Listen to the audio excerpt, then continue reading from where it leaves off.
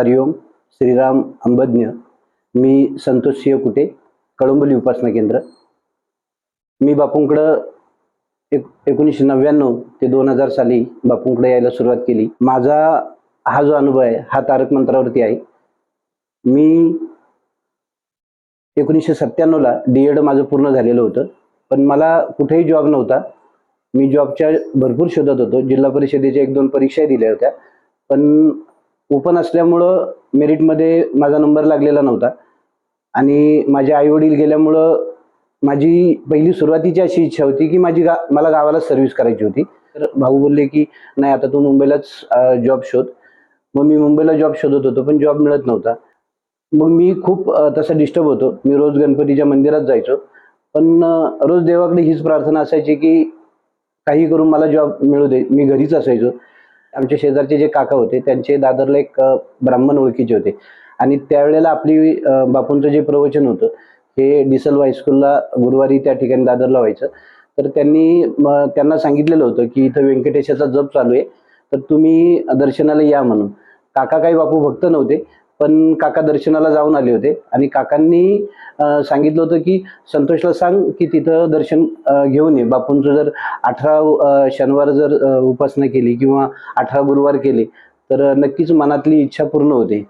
आणि त्यावेळेला आपल्याला कोणी असं काही सांगितलं तर आपलं मन त्या ठिकाणी धावत असतं. आणि शेजारच्या काकींनी सांगितलं की बघ संतोष, तू प्रयत्न करून एकदा. तर ती ओढ होती आणि आपल्याला काही करून आपल्याला नोकरी लागली पाहिजे, कारण माझ्याबरोबरचे जे मित्र होते त्यांना प्रत्येकाला कुठं ना कुठं तरी नोकरी लागलेली होती. त्यामुळे मी खूप टेन्शनमध्ये होतो. पण एक तो मार्ग होता बापूंचाच, आणि ते बापूंनी ते खेचलेलं होतं मला. आणि मी गुरुवारी त्या ठिकाणी गेलो. तर का कोणास ठाऊक, पण ज्या वेळेला बापूंची एंट्री झाली आणि मी गुरुवारी नोकरी नसल्यामुळे मी गुरुवारी इतक्या लवकर गेलो होतो की 2 वाजताच तिथं गेलो होतो. आणि व्यंकटेशाचा जप त्यावेळेला संपलेला होता आणि नंतरचा तो पहिला गुरुवार होता. आणि मी त्या ठिकाणी गेल्यानंतर मी म्हणजे बापू आले, मी पहिल्याच रांगेत बसलेलो होतो. तर त्याच ठिकाणी बापूंनी मला बघितल्यानंतर नजरानजर जी झाली, तर बापूंनी ते डोळे जे मिचकवण्याची पद्धत आहे ती माझ्याकडे बघून बापूंनी डोळे मिचकवलेले होते. आणि नंतर ज्या वेळेला आरती चालू झाली तर त्यावेळेला त्या ठिकाणी ओम साई श्री साई ती आरती व्हायची. आणि ती आरती ज्या वेळेला चालू झाली त्यावेळेला बापू कमरेवर हात ठेवलेला होता आणि तो त्या ठिकाणी मला विठ्ठलाचं दर्शन त्या ठिकाणी पहिल्यांदा झालेलं होतं गुरुवारच्या दिवशी.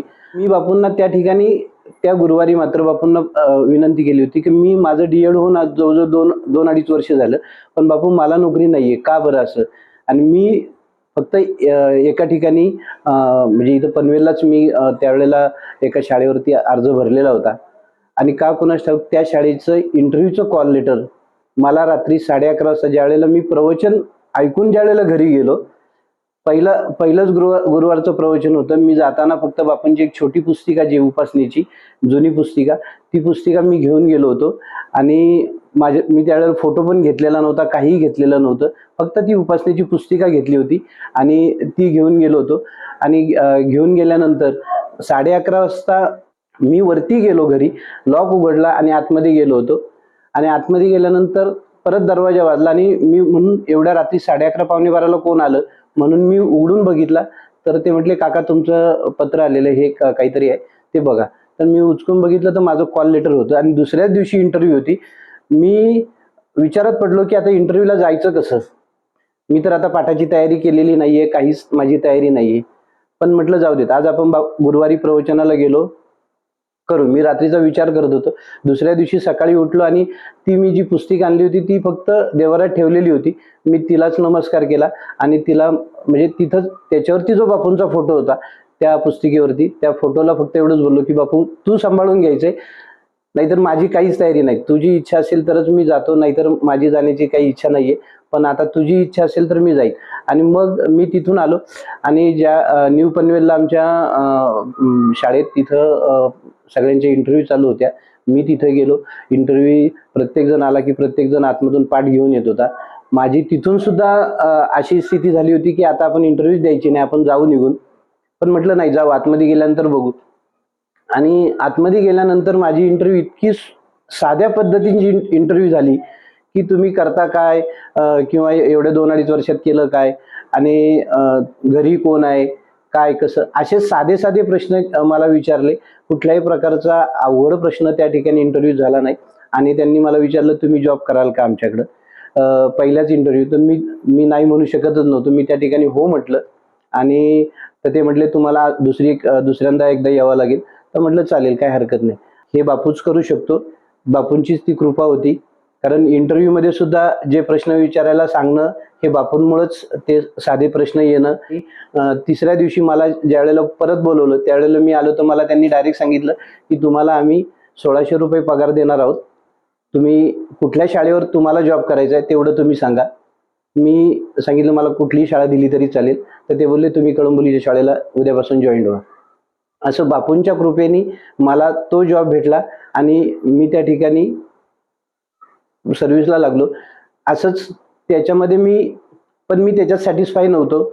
मी तो जॉब करत होतो. मी बापूंना दरवेळेला गुरुवारी, तिथं मात्र मी कधीही गुरुवार चुकवला नाही. जरी ह्या शाळेवर जॉईन झालो तरी मी इथून दर गुरुवारी मात्र मी बापूंचं प्रवचन दरवेळेला हे करत होतो. मग मात्र बापूंनी मला एक जॉब दिला होता, पण मी बापूंना परत गुरुवारचं जाऊन साकडं घालत होतो, की बापू फार कमी पगार आहे किंवा मला एवढ्या याच्यात जमत नाहीये.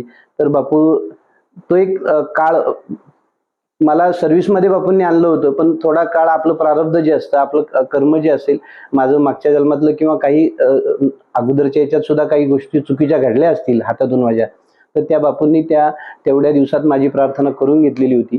आणि नंतर बापूंनी मला 2003 साली मला जिल्हा परिषदेचा जॉब दिला. आणि त्यानंतर आजपर्यंत बापूंनी जिल्हा परिषदेत येणाऱ्या प्रत्येक अडचणीत बापू माझ्याबरोबर संगती असतो. आणि त्यामुळे बापूंनी आजपर्यंत प्रत्येक ठिकाणी सांभाळून घेतलंय. मी बापूंचा ठिकाणी नेहमीच ऋणी राहील. अंबज्ञ श्रीराम अंबज्ञ.